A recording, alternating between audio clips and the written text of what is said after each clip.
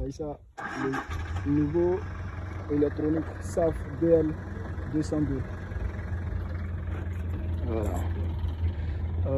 Le paramétrage, tu allumes. Une fois que tu allumes pas toujours sur le déclencheur. Et dès que tu finis d'allumer, tu bulles. Voilà, tu t'assures que c'est bien bullé. Et maintenant tu viens au menu.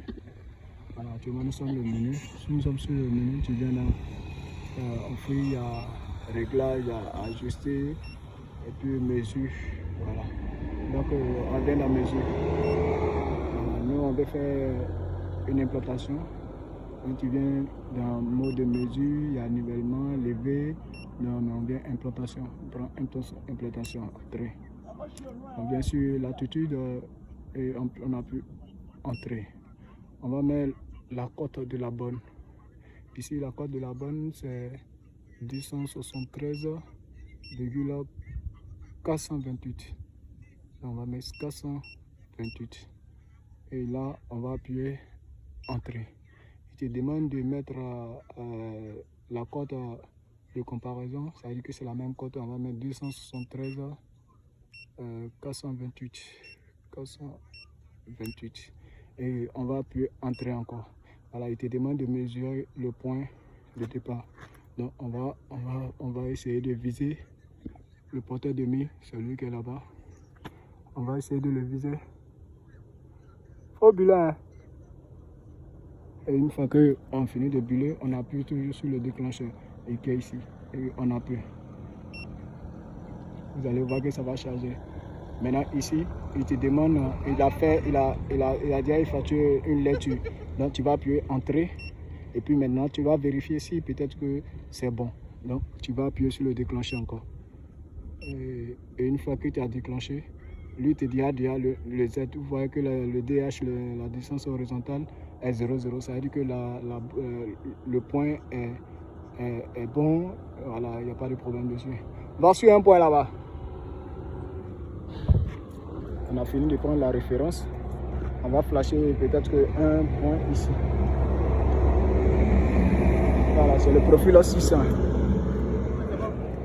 Non, reste là. Le profil 600 me va. Voilà. Je vais flasher et puis après je vais vous envoyer le point qu'on a flashé au niveau du profil là, PK14600. Donc vous voyez ça, on a 273. Donc dans ce cas on a pu entrer. Voilà, et te demande de continuer à mesurer ou soit peut-être que d'effectuer un nouveau truc comme on appelle une nouvelle mesure. Donc du coup on a pu entrer parce que nous on veut continuer. Et dès qu'on a pu entrer, on va flasher. C'est chaussée gauche, c'est ça non? Ou bien accotement gauche, accotement gauche. Ok, d'accord, donc on va vérifier. On va essayer de centrer. On va mettre dans le collimateur de visée et toujours sur le déclencheur. Et on appuie dessus. Voilà. Ici, il te donne déjà le Z. Et puis l'écart. Mais l'écart, la distance horizontale qui est là, c'est la distance horizontale entre la borne de référence et puis le point actuel. Donc ici, lui, il te donne une distance horizontale de environ 2 cm.